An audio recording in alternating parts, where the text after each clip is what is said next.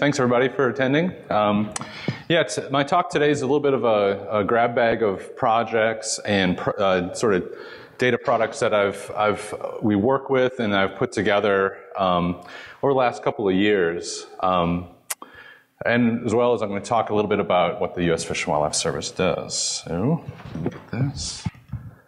All right, so the U.S. Fish and Wildlife Service is the lead agency responsible for the enforcement of the Endangered Species Act. And that is the prohibiting or taking of any federally protected animal without a permit, and also projects that are funded by anything through the government need to comply with the Endangered Species Act. Oops. Oop, that was the last slide, I'm sorry.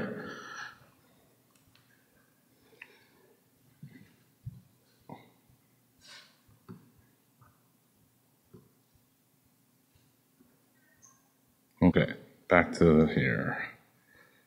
Not sure what happened there.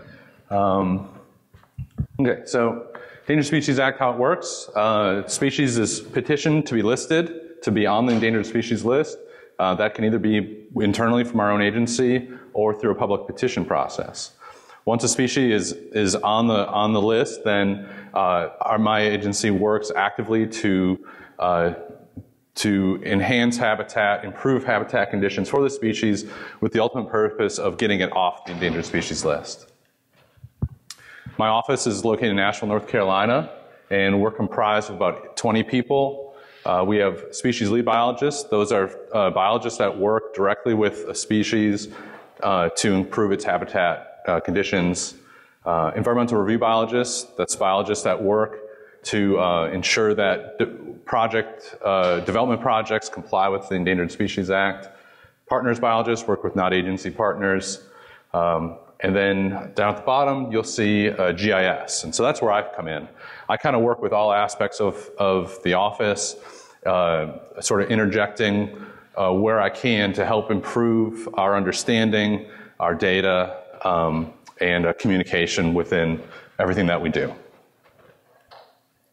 Here's a list of the species that are currently listed and that we are the lead agency for, or lead office for in Western North Carolina. Majority of them are plants, but I would say the majority of our effort is in freshwater systems, working with our mussels and fish species that are currently listed. Okay, first, this is an extension for ArcGIS. That I wanted to talk to you about today. It's a report. It's an analysis and report writing extension for ArcGIS that helps us to automate our sort of data review process when we're going to look at a project and see what information we know about that area. There's two components to this, and there's an administrator. That is a little program that someone would use to develop the analysis script that you're going to run within ArcMap. And then the other part is the ArcMap extension. And this is the toolbar that you use in ArcMap to either select or draw a shape of or a feature. Then you choose to run that run the analysis with. Why this is useful? It's a fantastic extension, data for doing repeated analysis of specific data sets. Like, for example, our environmental review folks are always looking at element occurrence data, soils, land cover. All that can be sort of summarized, automated, and quickly run when this is set up. We do contaminant surveys, and so you can load in all the contaminants data sets that you have and automate that sort of data discovery process. It provides a distributable report. It's a Word document or an Excel document. So you can take that and share it with your partners or a partner agency that you're working with to show them the features that occur within the project footprint or within the area surrounding. As well as it remembers all the tools that you run through the tool, all the shapes that you run through the tool. So if you need to update an analysis in the future, you can go back to it and rerun the analysis. There is a little bit of initial setup, but once it's set up, it's super easy to use. I've got my whole office, which is a wide range of GIS expertise, using the tool and the work that they do. Requirements for this tool is ArcGIS 9 or 10. It currently does not work in Pro, although I'm sure that can be worked to get developed. It works only in vector data, so for some data sets like land cover, you will need to convert it into a vector data set. These can get very big, but the tool can still handle it. You're not actually looking at the data in ArcGIS, you're essentially just running a query, and so it really doesn't slow your system down at all. And it does require a stable GIS library. The analysis will link to specific locations, file names, attribute field names, and things like that. So you do need to essentially set up a stable GIS data library. If you change file names or anything, you have to change the analysis, but it's really not that difficult. Okay. Here I'm going to talk a little bit about the administrator. This is what you'd use to create the report analysis script. You link the data sets, define the type of analysis you want to run, specify which attribute fields get reported back, organize the analysis, and kind of structure in the report. This screenshot of that tool over here, is that working? Yeah. On this left-hand side is where you initiate a sort of, they call it an issue or a data set, and then you list what fields you want to report back. And over here is when you select one of these features, you can set the preferences or parameters for that. List of the types of analysis you can do. Obviously you can do like identify like feature comparison, what features are there. It can summarize the length of features, the area of features, the counts. You can also do things like distance and direction, and a lot of others. There's a wide variety of analyses that you can run in the tool. So when you have your script essentially defined and established, running a report is all done in ArcGIS. There's a toolbar that everything runs through here. So you can either select an existing shape, let's say it's a county parcel boundary, you can select that and then initiate the report, or you can, on the fly, draw a point line or polygon and run the report from that. It gives you the ability to run up to 25 features collectively and sort of run a single report of those, or sort of batch run and generate 25 individual reports all at once. Here's the toolbar. This is the toolbar here. These buttons are where you can draw in a point line or polygon. If you have a selected feature, that's what you would click there. And then once you have your feature selected or drawn, here you set what report you want to run. If you want to buffer around that, and the tool will report back features that are within your polygon or within the user-defined buffer area. So it separates that in the output. If you save the shape, that's there, and then that's it. Once you have that, you click Run, and it processes through. The output formats, Excel, Word, or HTML. You don't have to run a buffer, but you can. And the shape that you run will be saved in a geodatabase that's connected to the tool, so you can bring that up again and rerun if you need to. This is just an image of the first part of a report. I've got a link here. Let me try this. I won't. I've got a link to the Word document, but you can kind of see some of the things here. Here's land cover. It's reporting back here. This is like one certain specific land cover, the different types, and then the total area of each feature of each type within the polygon. And here it says in quotes within buffer. That's just reporting within the buffer area that the analysis was run.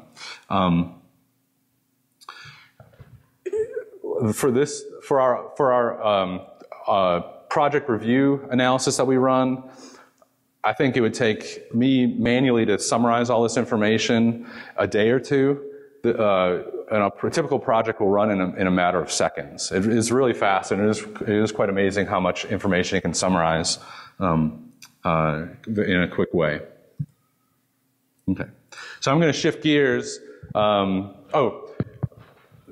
We developed this tool. and so we have ownership of it. So if anybody's interested in having it for your office or for your own contact me. I'd be happy to share it with you, get you started with how it works and everything like that.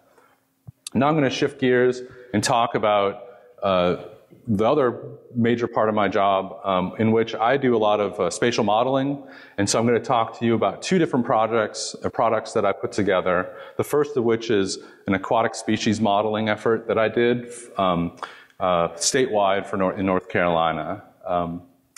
I took the occurrence data that we have and utilized Maxent to develop a sort of standardized analysis framework in which I could then run a wide variety of species through this framework. And I say here, maps created for over 250. It's a higher number than that now because I've started getting into some additional species. So it's more, I think, closer to 280 different individual distribution maps for aquatic species in North Carolina. The framework, or the framework of this study is the NHD Plus dataset, the National Hydrography dataset. This is the line and sort of catchment features of water in the state, or actually it's in lower 48 states, but it's a medium resolution data set that for every stream segment, that is the headwater to a junction or junction to a junction. It's an individual feature. And then the catchment is the land area surrounding that segment where the water flows directly into the streamline area. And so the NHD Plus data set gives you all the streamlines and also gives you a wide variety of attribute information that helps to describe the condition of those streams. And so that's the foundation of this analysis. I took the occurrence data from a wide variety of sources, our state agency partners, synthesized those all together, and that's what I use for my occurrence data. And then for the environmental variables, you take your point data and compare it with environmental metrics to then identify the predicted distribution of a species. 8 of these came from that NHD Plus data set. Things such as drainage area, flow rate, velocity, gradient, sinuosity, mean annual temperature, and precipitation were all gleaned from the NHD Plus data set. And then for environmental variables, a large number of them were also derived from land cover using the NLCD. For this, I summarized by the stream catchment. So I summarized these sort of larger land cover groupings such as barren land, cropland, forest, impervious, and others, and identified the percentage of that catchment that had those sort of larger land cover groupings. And a handful of others, I included a geologic map, and there's also a percent disturbance along the stream corridor, which is from a copied analysis from another group, SARP group. Okay, so you have your environmental variables, you have your point data. In Maxent, you enter all that, set a couple parameters and click run, and Maxent will churn through and predict the distribution of all of those species based upon your known occurrences. And I'm trying to show that here, to whereas the colors get hotter or warmer, going from gray to red, it's more the catchment and or the stream segment was more likely to support the species that you're modeling. This is a mussel species, the Appalachian Elktoe, that's found in western North Carolina, and it's showing the predicted distribution based upon this gradient score from Maxent. In addition to sort of the gradient score and showing by catchment, you can show by the streamline, and that's what I've done here. It's the same area, but just showing the stream segments color-coded in the variety of colors. And also Maxent will give to you a suggested cutoff value in which anything above a certain score that Maxent gives it, you could consider predicted or potential habitat. Kind of a binary representation to where you can say anything above a certain value is potential habitat, anything below is not. So that's what I'm showing here. This is just red and showing those areas that we're calling predicted habitat for the species. So I was able to do this for a wide variety of species. Here's that Elktoe shown statewide, and it's just predicting these areas, mountain streams in the western side of the state. Another species, the Piedmont Darter, It's a Piedmont fish species, and it's getting predicted in the Piedmont, thankfully. And then here's another one, the variable crayfish. It's coastal plain species. Okay.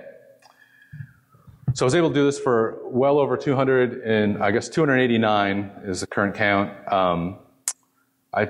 All this information is packaged in a geodatabase, and it's on our website. I've got the individual species models represented as the streamline information, and also got a couple of composite data sets where I take the individual models and synthesize them together to sort of larger indices. So here is a statewide prioritization where it's all the predicted distributions ranked by species diversity with a weighting giving to the global impairment or G rank of a species. So the hotter areas, again, show areas of higher species diversity and or with more globally imperiled species present or predicted to be present. So it's a great base database if folks are interested in aquatics, understanding aquatics, predicting where aquatic species might be for reintroductions or impacts to streams. If you don't have a good, clear understanding of the species present from sampling. All right, lastly, I'm going to talk about another habitat model I did. This is for the Hexastylis Naniflora. It's a dwarf-flowered heartleaf. And this was part of a newer initiative within the agency. It's a species status assessment. The species status assessment came about maybe 5 years ago, in which the agency was looking to kind of standardize the information of a species prior to any Endangered Species Act decisions, listing, delisting, things like that. And what the framework strive to do is kind of get a baseline of information for a species prior to making any decisions about that species. And that framework includes things such as a species needs. It's kind of the basic understanding or needs of a species, what its current condition is, and then also you doing some sort of future condition modeling or scenarios to identify what the status of that species looks like into the future. And so GIS can play a big role in that. And so I used Maxent again to develop a predicted distribution map for this species that was used to assess its current condition and also used in its future condition assessment. This species is found in South and North Carolina. Asheville is right here, and Charlotte is right here, so it's kind of in between those two. Here's the North and South Carolina border. For this one, I generated a large number of environmental variables, ran a couple of sort of draft versions of the species model, and ended up only using these variables that you see here. Things such as land cover, soils, elevation, landform, kind of the shape of the land, and then some climate data with annual precipitation and temperature. Okay, here's the predicted distribution for this species. It's kind of hard to see, it's very fine scale. This species is found along wetter areas, along streams, and so it's kind of has that sort of look to it. And with Maxent, with the output, it gives you a lot of information in understanding what variables are driving the distribution. And so here, we can use this to both identify sort of some of the species needs and also its current condition. So certain soil types popped out as important. Certain temperature range, certain precipitation range, certain land cover habitats, certain landforms, that's that geomorphons, and then elevation, certain zones of elevation. All drove the distribution for this species. Okay. So then, use that for current conditions. You can also look at the model with a couple of other data sets to identify future conditions. We used sleuth data that predicts the urban growth into the future. And I think I have a slide showing that. So you can take, this is just a binary representation of the potential distribution of the species, and this sort of the gray areas are those areas predicted to be urbanized by 2040. And so you can kind of assess, where the species is predicted to be located, where it is located, and how these sort of predicted urban growth will impact the distribution of the species. And so it was very helpful to have the model and to be able to look at the sort of future growth for doing this assessment. And I believe that is all I have. So if anybody has any questions, I'd be happy to answer them. Were you concerned about the number of parameters and whether they're independent when you're predicting? Yeah, I ran a correlation matrix. In Maxent, they say you don't need to worry about correlations that much, that Maxent actually can utilize that to improve its predictions, although the verdict there's kind of a debate happening right now. But I do look at correlations and remove the very highly correlated variables in the final runs of the modeling.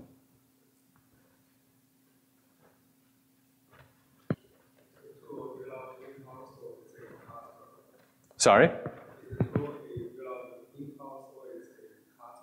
It was developed by URS, and I used to work for the state of Florida, and it was developed when I worked for the state of Florida. And when I came to North Carolina, this is 10 years ago, I brought the tool with me and had it modified so it would work. And so we paid and we own it, kind of, yeah. You input your own data sets? Into the ERATools? Oh yeah, it's all, you link to whatever data that you have. So there's no data that comes with it. It's merely a linking and analysis type stuff. Yeah.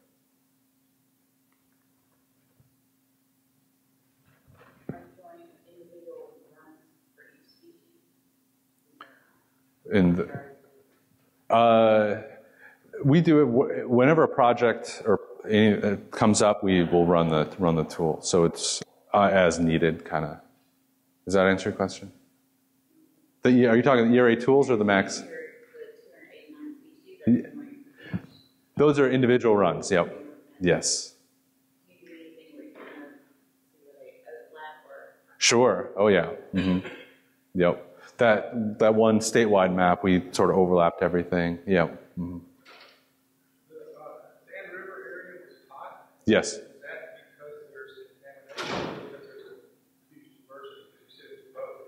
Right, there's listed species in the Dan, and so they're typically listed species have a high global rank, G rank, globally imperiled, and so that sort of statewide analysis gave higher weight to globally imperiled species. So I think it's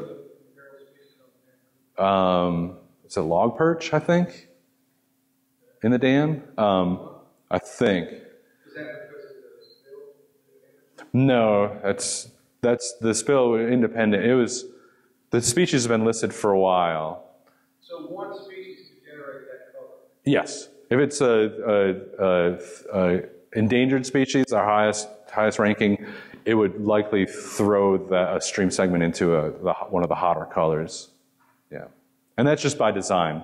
You don't necessarily have to show it like that, but our agency, we're all about things that are on the endangered species list. And so that's really our very high weight is just because that's where our agency kicks in. If there's nothing endangered within a stream segment, we have little to no jurisdiction or impact to what happens in that stream or land. Yeah. For the aquatic world, I'm just curious why 2006 land cover instead of something else. Oh, because I last ran it in 2014 or 15, and the newer land cover wasn't available. I'm waiting to rerun it again. There's going to be a higher resolution NHD plus data set coming out, and so I'm waiting till that gets released before I rerun everything. So. You got to rerun everything? Yeah. Yep. Maxent, the sort of the state of the science and Maxent shifting, and so there's things I can modify with how I run my Maxent models. The data is always shifting, and so that data set's proven to be useful enough and that I think it's warranted to rerun once the data is available. All right, thank you everybody.